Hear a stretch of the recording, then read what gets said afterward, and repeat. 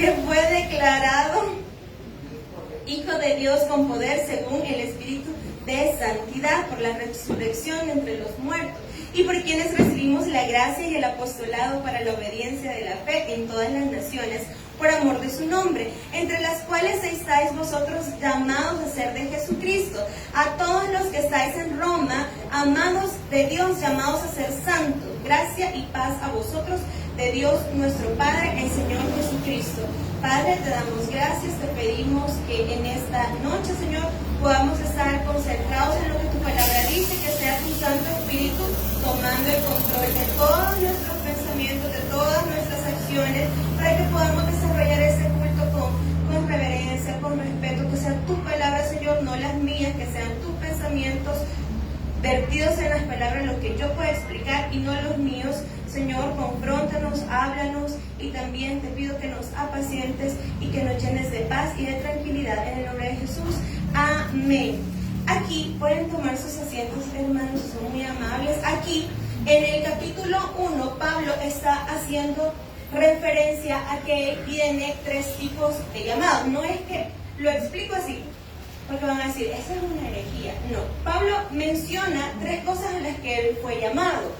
Y nosotros vamos a ver de eso, cómo nosotros lo podemos aplicar a nuestra vida. El pastor va a dar Romanos cuando terminemos Gálatas.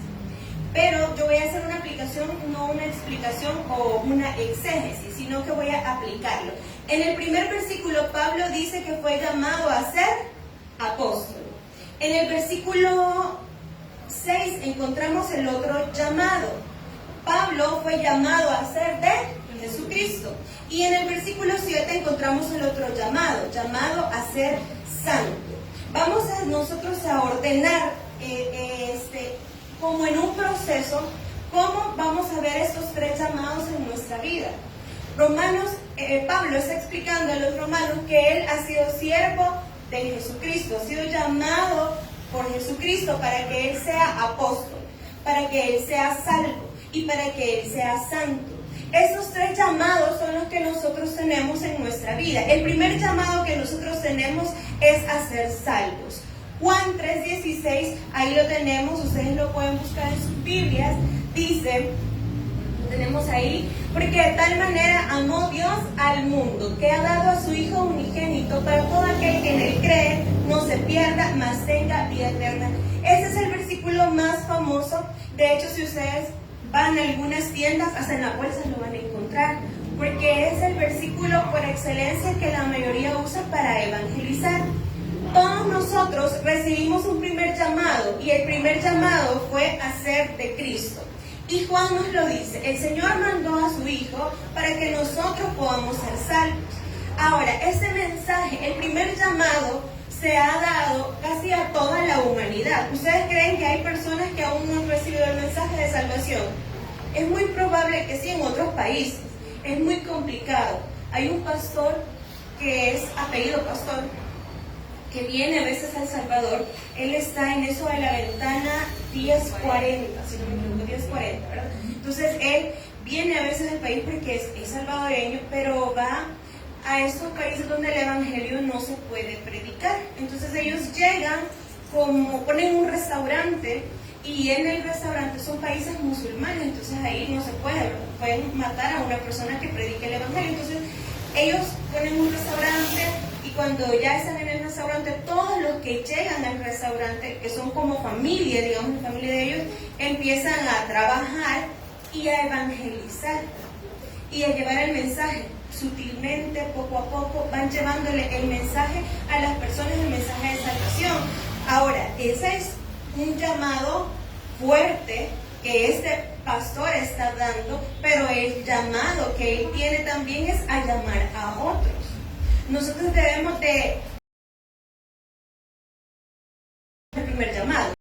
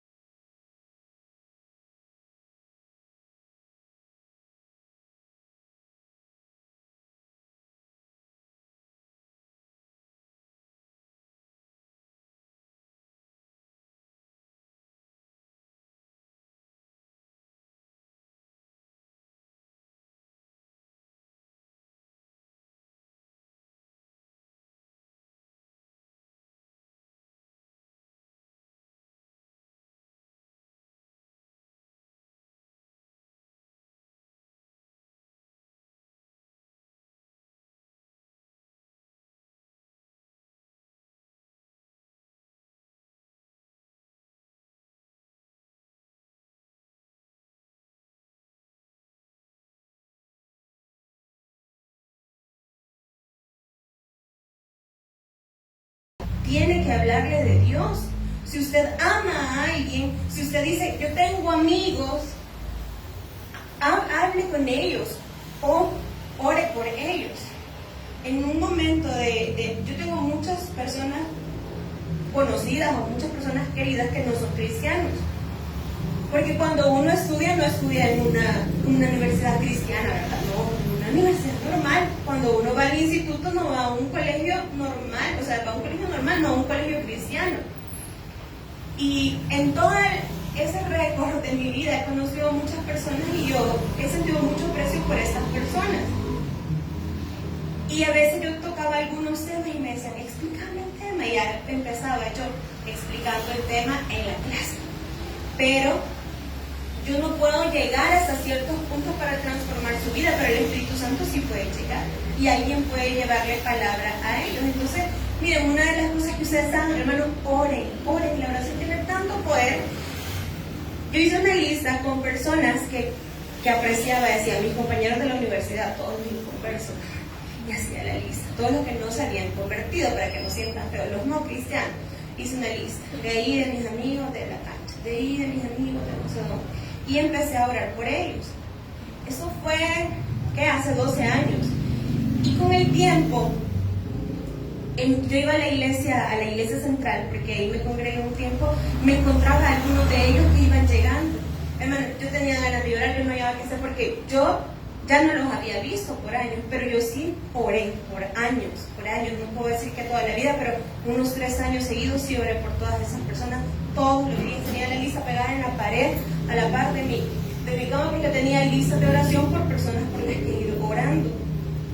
Y yo sé que la oración tiene poder porque alguien llegó y les llevó el evangelio y estaban en la iglesia.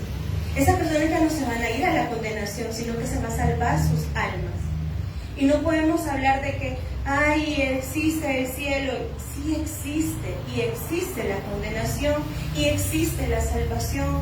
Por eso Jesús vino, por eso el Señor entregó a su Hijo. ¿Ustedes creen que si no existiera un cielo y un infierno se hubiera dado todo lo que pasó en la Biblia? No tendría sentido.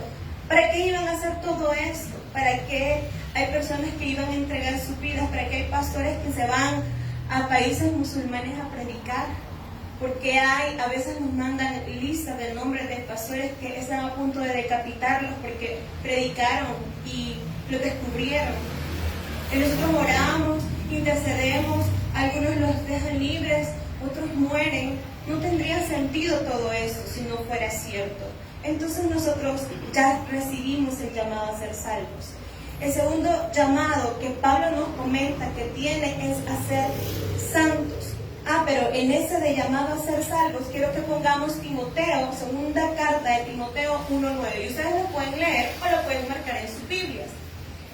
¿Quién nos salvó y nos llamó con llamamiento santo, no conforme a nuestras obras, sino con el propósito suyo y la gracia que nos fue dada en Cristo Jesús antes de los tiempos del siglo? El Señor nos llamó con un llamamiento santo. Y Él nos llamó para que nosotros fuéramos salvos. Ahora, pasando al segundo llamado. El primer llamado era llamado a ser salvos. El segundo llamado a ser santos. Primera carta de Pedro 1, versículo 14, 15 y 16. El 14 no mucho tiene que ver, pero lo vamos a leer como por el contexto, para que podamos comprender. La primera carta de Pedro, capítulo 1, versículo 15 y 16 dice, no le pusieron el 14, sino como aquel que nos llamó es santo, sed también vosotros santos en toda vuestra manera de vivir, porque escrito está, sed santos como yo soy santo. El primer llamado ya lo tenemos todos nosotros. Ahora, el segundo llamado es a ser santo. ¿Pero qué es ser santo? Es ser apartado. Nos apartamos del mundo para reservarnos nuestro tiempo para el Señor. Ahorita todos ustedes están siendo santos. ¿Por qué? Porque se apartaron de un momento del mundo, de todos los afanes de la vida, para consagrar este tiempo a Jesús. Cuando usted está leyendo su Biblia en su casa, usted se está santificando, es decir, se aparta. Nosotros somos santificados y crucificados por Jesús. Pero la santificación es eso de que apartamos algo para ponerlo a disposición de Jesús. Entonces nosotros en ese momento somos santos. El Señor ahorita nos ve como sus santos. No es santo una figura porque cumplió ciertos requisitos que algunos no los cumplen, pero siempre se van, ¿verdad? Siempre los incluyen. Santo es apartado. Ahora, ¿cómo nosotros como creyentes vivimos de manera santa cuando estamos afuera? Porque acá todos nos portamos relativamente bien, no decimos malas palabras, aquí no decimos mentiras, se supone. Aquí todos nos vemos bonitos, aquí todos cantamos, pero ¿cómo vivir una vida santa allá afuera? Hermano, pero es que estamos en el mundo y todo nos contamina y todo nos absorbe. Sí, es una gran batalla, pero el Señor nos ha llamado a ser santos. Y nosotros, esa debe ser nuestra manera de vivir. Hebreos 12:14 dice que busquemos la paz y la santidad, sin la cual nadie verá al Señor. Entonces, ¿cómo nos apartamos nosotros? Hermano, usted se levanta, inicia su día orando.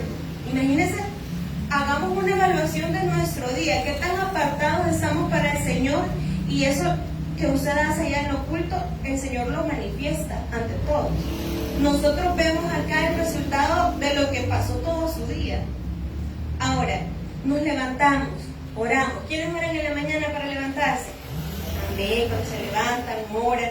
Entonces después usted se baña, se cambia, y mientras se está bañando, no pone al buki, pone alabanza. Y usted está cantando.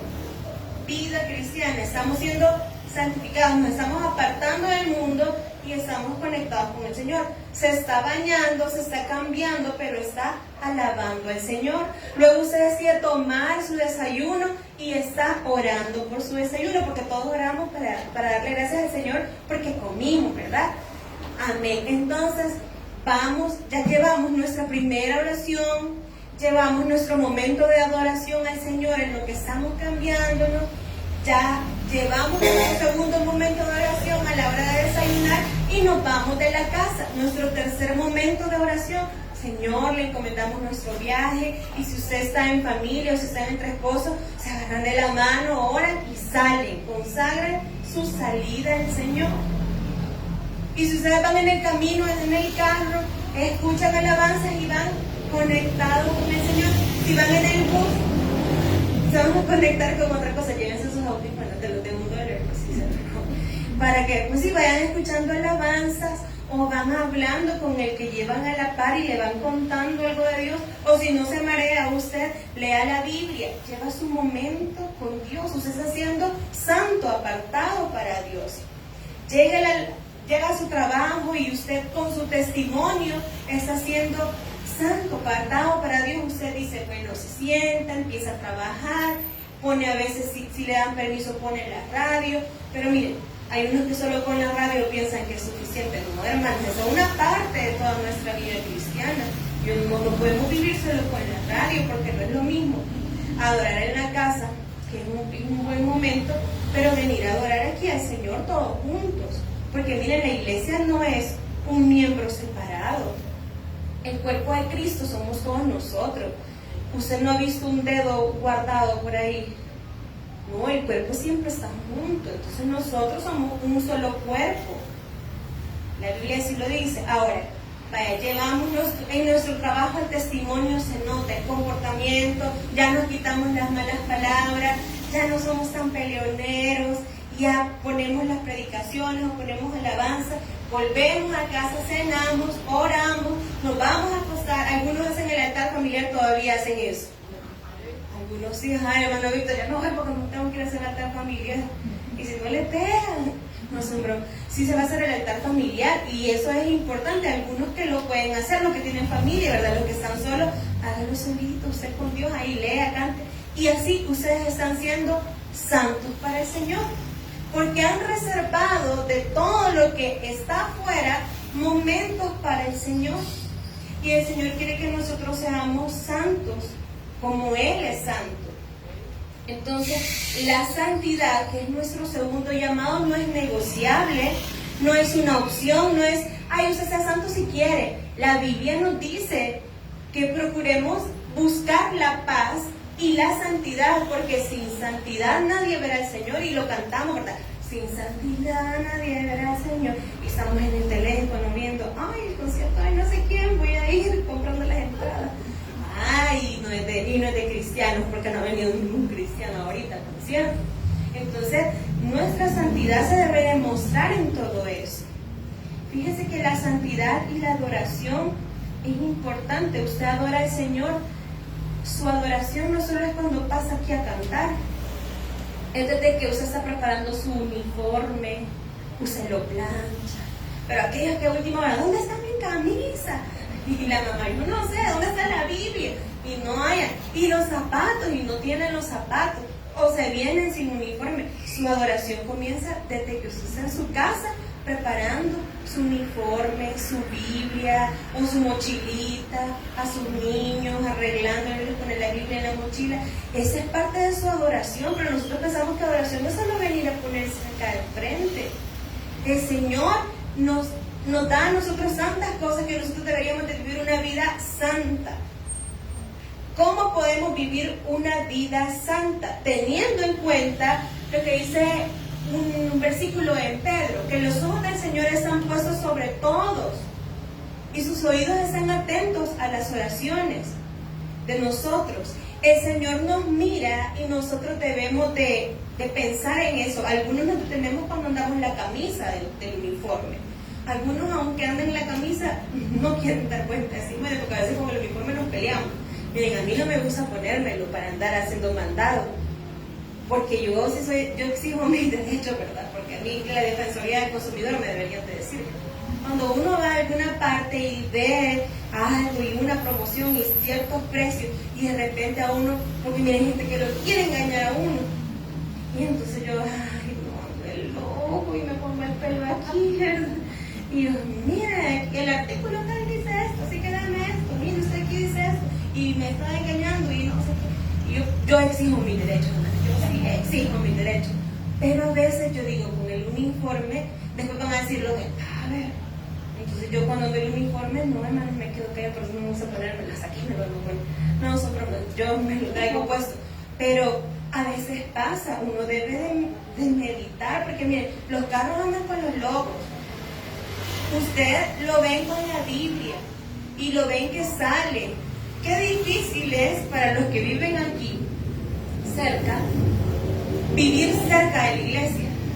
Porque usted tiene que dar un buen testimonio, porque si no los vecinos vienen a contar lo que usted anda haciendo.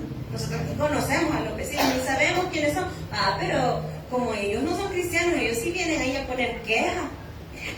Ah, fíjate que la que usted tiene ahí, pastor, o la que usted tiene ahí, hermana, mire, qué difícil.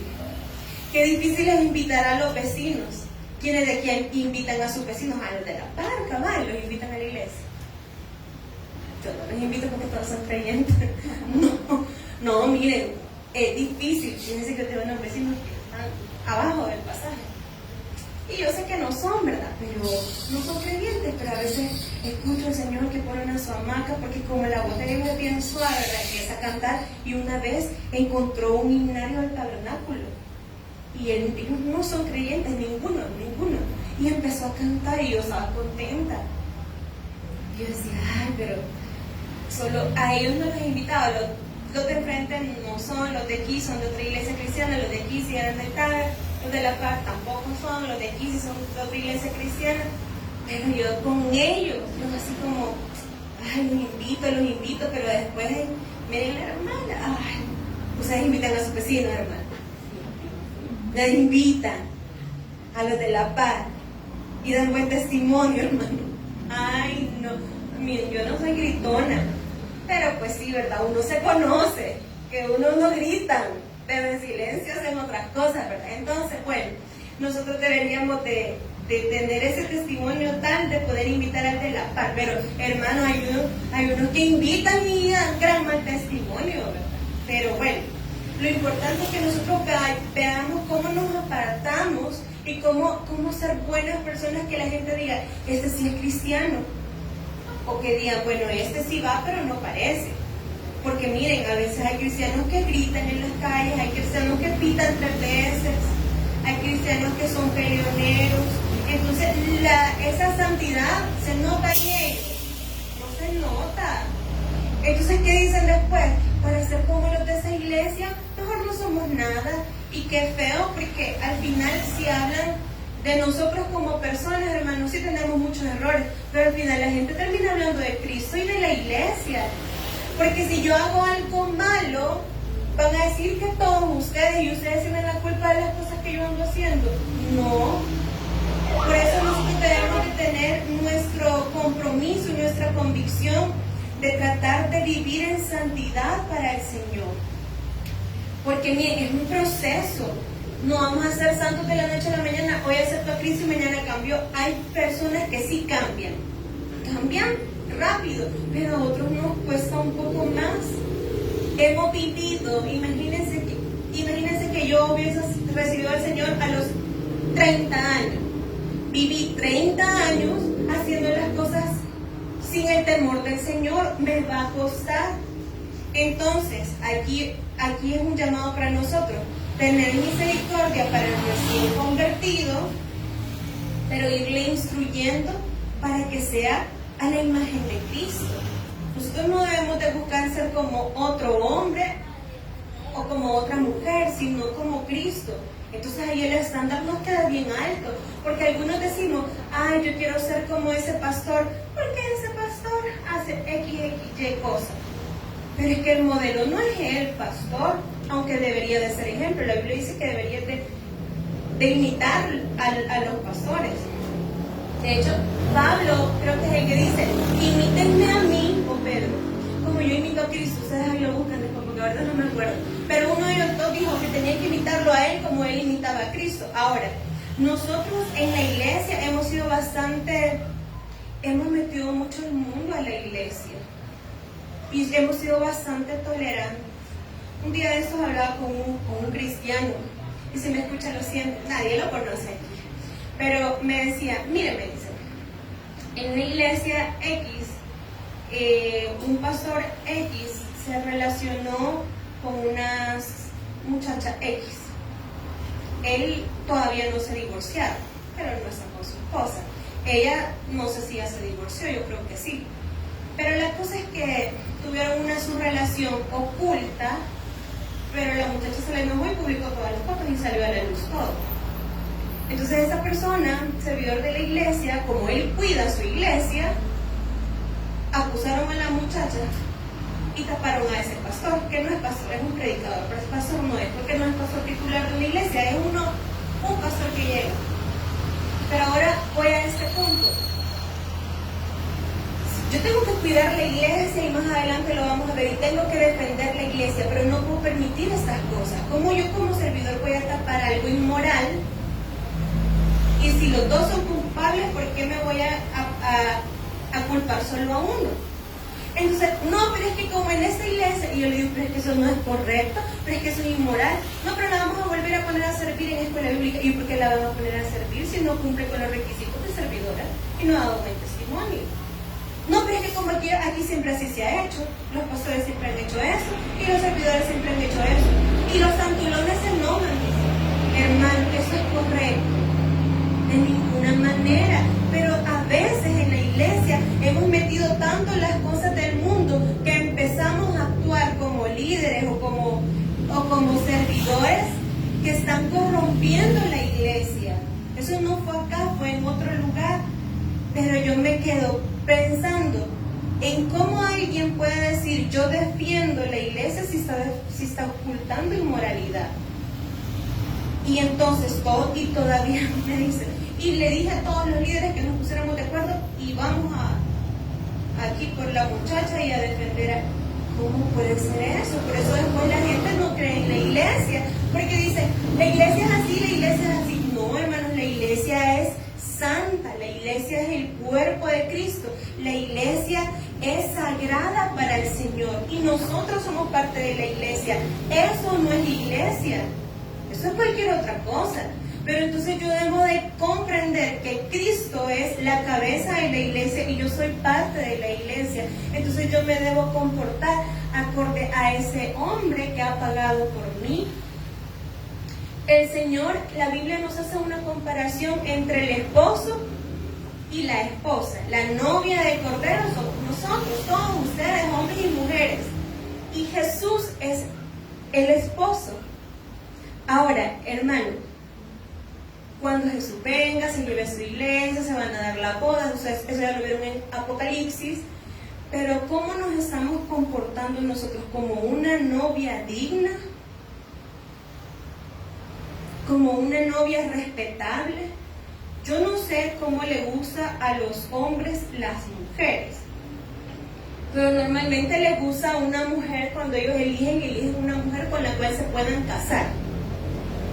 Entonces tengo un perfil aquí y dicen, está bonita, sí, tiene dinero, pero no, con ella no puedo hacer mi familia, porque ella llega 3 días sí, 3 días no a su casa, y el otro está con un pie adentro y un pie afuera. Entonces, ahora, nosotros como iglesia debemos de empezar a ver la palabra y a comportarnos como la palabra dice, y a confrontar y a decir cuando algo no está bien, porque tenemos que cuidar que la iglesia crezca sanita. Hay personas que dicen, miren, eso está pasando, y no es que sean, hermanos, no es que sean entrometidos, es que están cuidando la iglesia y hay que cuidarla. Cuidando la iglesia hay que cuidar a los servidores, hay que cuidar a los pastores, porque esa es nuestra manera de cuidar. Hay que cuidar a la congregación. ¿Por qué? Porque después nosotros, el Señor nos va a pedir cuentas, hermano. Servidor, ¿qué hiciste? Pastor, ¿qué hiciste? Oveja del Señor, ¿qué hiciste?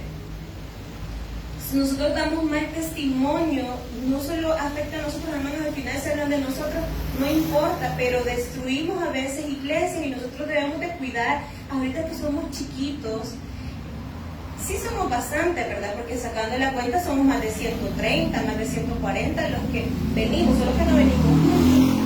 Pero debemos de empezar a cuidar las cosas, por eso nosotros tratamos de ser bien exigentes en algunas cosas para que no se deformen. Porque en la experiencia que uno tiene, entró una cosa y la dejamos pasar, entró otra cosa y la dejamos pasar, y cuando pasan los años nosotros ya no nos comportamos como cristianos y metimos en la iglesia cosas que no teníamos que meter. Entonces el llamado a ser santos es un llamado fuerte, y dice que la Biblia que sin la santidad nadie verá al Señor, sin santidad nadie verá al Señor. Entonces es bueno que nosotros meditemos y no seamos tolerantes con el pecado deliberado. Todos vamos a pecar, todos vamos a fallar, y hay que restituir, y hay que cuidar, y hay que restaurar al que pecó, pero no podemos permitir en nuestras casas, en nuestra vida y en nuestra iglesia los desórdenes y el pecado deliberado. Si usted me ve a mí haciendo algo malo, usted tiene que ir, hermana, mire, fíjese que yo la veo. Acá no hay muchachos, no hay jóvenes, ¿verdad? Solo ya casi todos somos una iglesia bastante familiar. Pero imagínense que usted me viera ahí en la esquina como un muchacho, y yo, el pelo, ¿verdad? Ya saben qué significa eso, ¿verdad? Entonces, hermano, yo sé que no es casada, yo sé que no está casada con el pastor que anda haciendo allá afuera. Entonces, esas cosas corrigen la iglesia. Y si ustedes se fijan, nosotros como todos son familia, qué bueno, ¿verdad? Porque ellos vienen en familia y así. Pero eso debemos tener cuidado ahorita, que nos conocemos, que nos podemos cuidar. Porque cuando sea una iglesia más grande, no lo vamos a poder controlar todo, solo los líderes. Va a ser trabajo de la congregación para ir corrigiendo. Y el tercer llamado que Pablo dijo que tenían era llamado a ser apóstol. Ser apóstol, fíjense que ser apóstol en los tiempos bíblicos eran 3 requisitos. El primero era haber sido llamado directamente por Jesús. Entonces por eso llamamos apóstoles a los 12. Y luego a Pablo, porque él fue un llamado especial. De ahí llamado a ser apóstol, también nosotros podemos tomarlo como un llamado hacer una tarea específica. ¿Qué hace el apóstol? Establece la doctrina, porque los apóstoles establecían doctrina, ellos enseñaban, y eran las enseñanzas directas que ellos recibieron del Maestro, de Jesús. Ellos protegían a los miembros de la iglesia y ellos evangelizaban. Ahora, el llamado a ser apóstol, yo quiero que busquemos en nuestra Biblia, es Efesios 4:11. Nosotros ya no tenemos apóstoles con estas características. Nadie ha sido formado directamente por Jesús, ni vio los milagros que hizo Jesús. Pero en Efesios 4:11 nosotros podemos leer que dice la Biblia: y Él mismo constituyó a unos apóstoles, a otros profetas, a otros evangelistas, a otros pastores y a otros maestros. En primer lugar, fuimos llamados a ser de Jesús, a ser salvos. El segundo llamado, fuimos a ser santos, a apartarnos para Dios. Y el tercer llamado es el llamado específico para el cual el Señor nos ha buscado cada uno de nosotros. Llamado a ser apóstol, porque sí, Pablo fue llamado a ser apóstol. Pero en estos tiempos, el ministerio de los apóstoles o el ministerio profético ya no se da. Porque los apóstoles se terminaron con los 12, digamos, y con Pablo, y los profetas cesaron. Ahora, ¿cuáles son los ministerios que podemos decir que quedan ahora? Los evangelistas, los pastores y maestros. Pero eso fueron para los tiempos bíblicos. Evangelistas, personas que llevan el mensaje de salvación a todas partes. Pastores y maestros. En la Biblia está junto, pastores y maestros. Entonces se dice que el pastor debe de ser maestro o el maestro debe de ser pastor. Por eso un pastor que no enseña está siendo irresponsable con su tarea que el Señor le ha encomendado. Pero vámonos a los tiempos modernos. Ahora hay maestros de niños que en el tiempo bíblico no había. Ahora hay personas que dirigen alabanza, que en ese tiempo sí estaban, pero no era como un ministerio. Pero nosotros lo podemos aplicar aquí. Después de recibir el llamado a ser salvos, a ser de Jesús, todos ya lo recibimos, todos también ya recibimos el llamado a ser santos. Ahora viene el llamado específico. ¿A qué lo llamó el Señor a usted? Algunos el Señor los va a llamar a ser evangelistas. Y aquí nosotros podemos ver destellos de estos evangelistas, los que salen a ganar almas. Ahora salió un ministerio y ahí vemos nosotros a estos evangelistas que hacen llevar el mensaje de salvación. Tenemos el otro llamado a ser pastores. El Señor va a llamar a algunos a este ministerio. Y usted debe ponerle mucha atención, porque normalmente el que dice yo jamás, yo nunca, yo ni loco, el Señor lo termina llamando. Porque yo creo que la mayoría que son llamados son los que rechazaron más el llamado. Y los maestros, los que enseñan. Ahora, hay más ministerios. ¿A qué lo llamó el Señor? ¿A prepararse para enseñar a los niños? Lo llamó para que puedan ministrar la alabanza. Porque miren, eso de acá realmente es un trabajo. Y en algunas iglesias los ministros de alabanza son músicos. Por ejemplo, en la iglesia de su presencia, el director de alabanza es un empleado de la iglesia. Pero claro, él es productor musical, él es compositor y él es una persona especialista en música. O sea, ellos estudiaron música desde los 14 años hasta los 30 y algo tienen y siguen estudiando música. Los demás son servidores. Y hay empleados, pero es un trabajo, porque miren, ellos, pues en esa iglesia, ellos componen la música, ellos producen la música, ellos hacen efectos, ellos hacen todo eso. Pero realmente eso que ustedes ven acá son 20 minutos que se les da a los hermanos de alabanza. Pero todo eso, y vienen a ensayar 1 hora en la semana. Pero no solo es eso, es lo que hacen en su casa, es cómo se preparan en su casa. Yo conocí a una niña muy humilde que cantaba y yo le preguntaba, ¿cuánto ensaya usted una alabanza? Me decía, si es primera vez, la ensayo más de 40 veces. Y si es una que ya me la puedo y la voy a cantar hoy, me decía, por ejemplo, los lunes, la ensayo 20 veces. Entonces, y no que ensayaba en la iglesia, no le pasaban el micrófono, allá los micrófonos eran intocables, ¿verdad? Solo se subían. Pero a lo que voy yo es, más de 40 veces una alabanza, cantarla. Eso no es cosa de un día. Pero cuando esa niña pasaba, se sentía la presencia del Señor, porque no solo era la preparación, sino era su vida de oración. Era una persona muy humilde, tenía como unos 16 años cuando la conocí. Pero eso puede pasar en nosotros. Pero si a veces lo hacemos solo por salir de compromiso y ya, póngame las 5, póngame las 6, póngame las 7, póngame las 8, porque ya me las puedo. A veces así toca porque hay emergencia, pero los que ya están programados desde su casa y en oración, porque miren, la oración, la adoración al Señor es importante, y todos los que estamos sentados deberíamos de estar conectados en adorar al Señor. ¿A qué lo llamó el Señor? Lo llamó a predicar.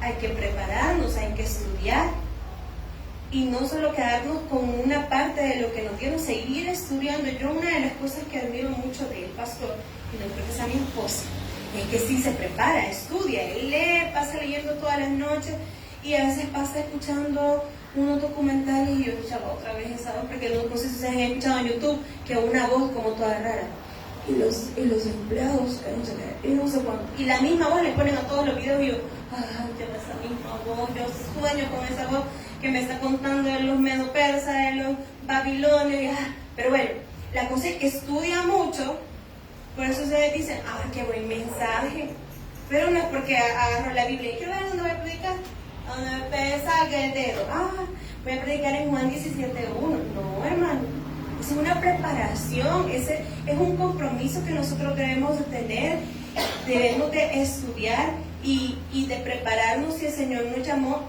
a predicar, a los que lo llamó a ser evangelistas, a andar predicando afuera, aprender todo y andar en oración, hermanos, porque en la calle le va a salir alguien que va a tener una necesidad y ustedes le van a poder llevar esa palabra.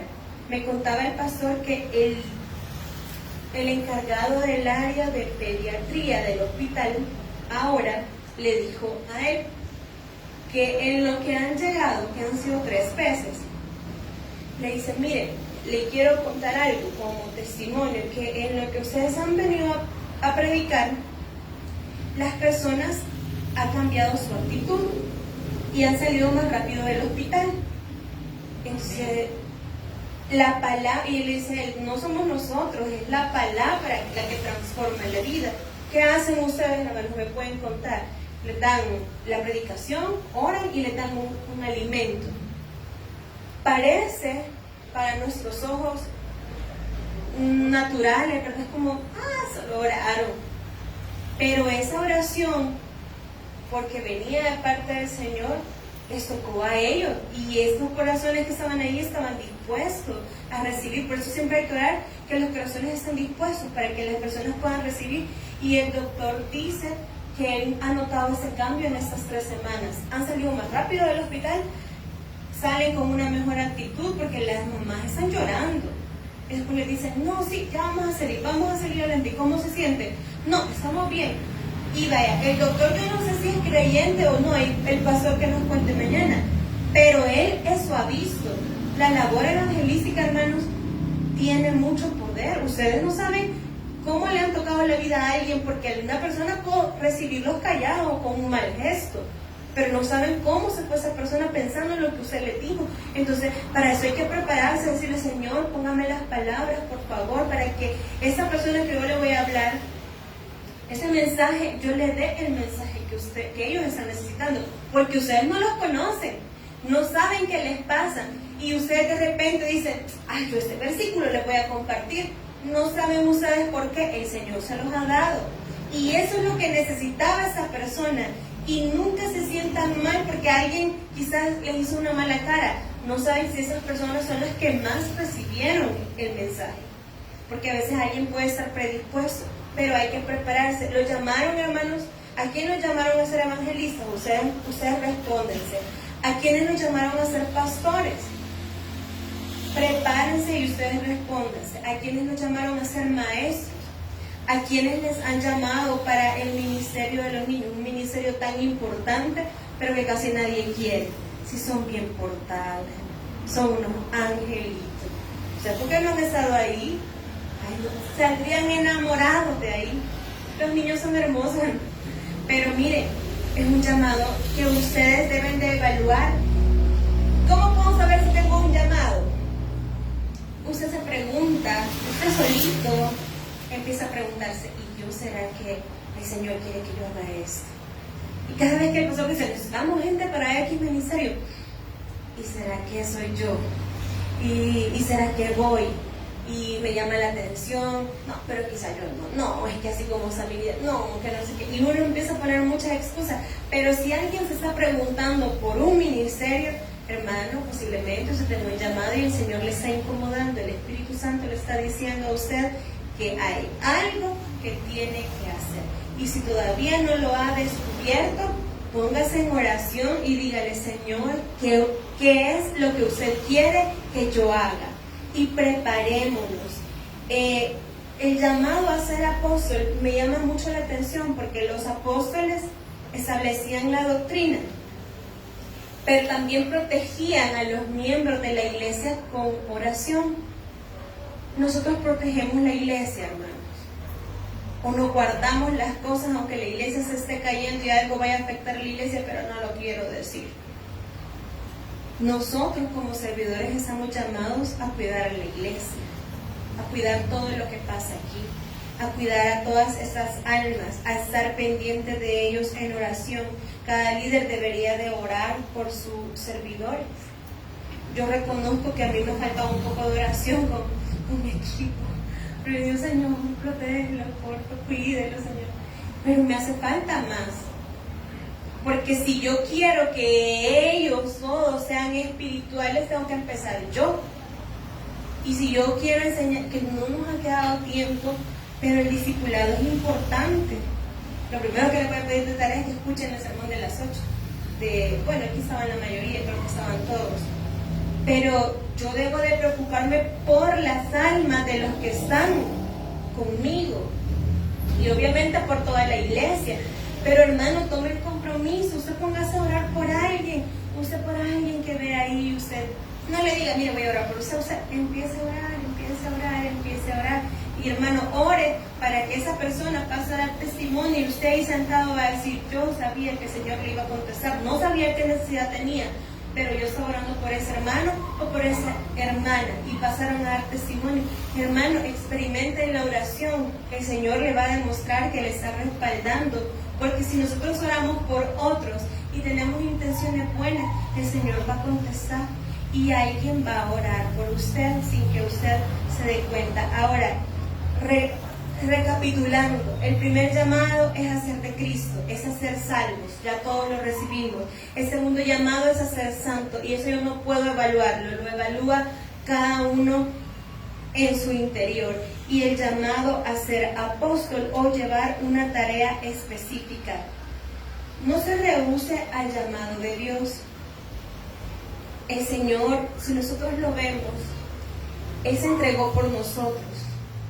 Él llevó nuestras culpas, Él no dijo nada, Él se quedó callado.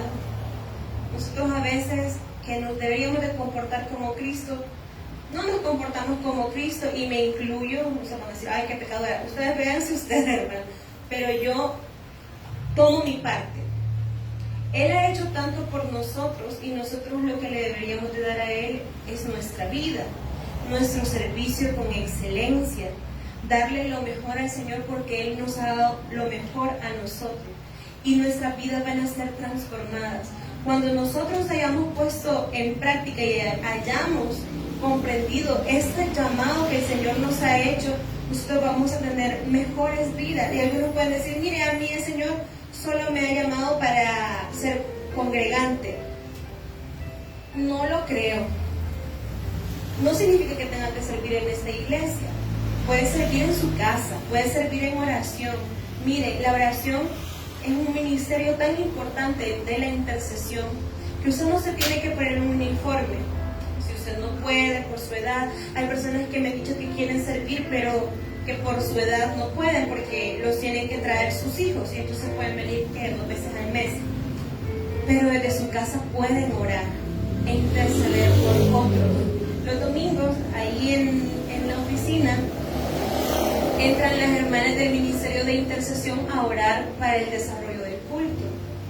Y algunos de ustedes pueden orar y pueden unirse al ministerio, pueden platicar con la hermana Lupita para que ella les pueda agregar. Hermanos, necesitamos oración. Estamos en tiempos complicados. Hay que orar de manera preventiva. Ahorita la situación afuera está complicada, no está como para estar jugando.